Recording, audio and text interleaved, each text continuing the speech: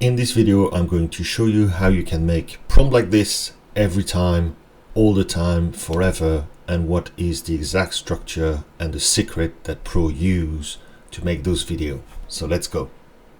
So once you're in Leonardo, as you know, you have different categories of images that you can see here. So pick the one that you want. It doesn't matter what it is. For our case, I'm going to use photography. And then what you need to do, and what I'm going to do, is select images that I like.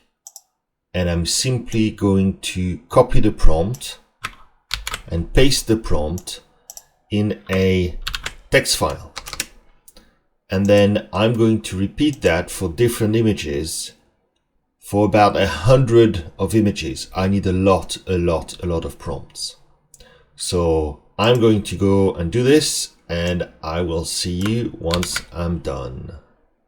Okay, now you should have a text file with plenty of prompts like this. And now we're going to go to the next step. So for the analysis, we're going to use something called notebooklm. So type notebooklm in the search bar. Second link. Notebooklm is an analysis tool free by Google, works really well. If you don't know how to use it, I've got videos on that, but just for the purpose of doing what we want to do now, trust me, press create new. Here where it says choose your file, click on that. Use the prompt text file that you've just created. It is going to think about the prompt, analyze it.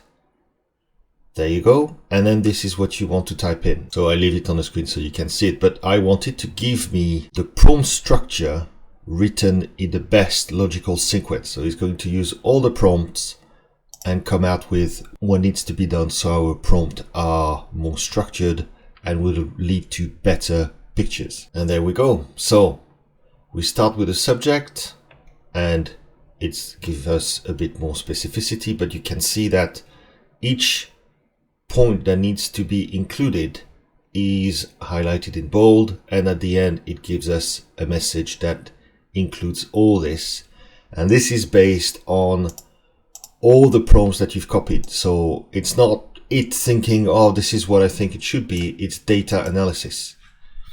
You then going to press the button save that to note, which then is going to appear here. As you can see, the save response are view only, but it's not a problem.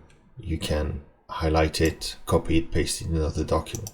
The numbers that you see are the reference that it uses to say what it says. So basically, reference 22 is prompt number 22, okay?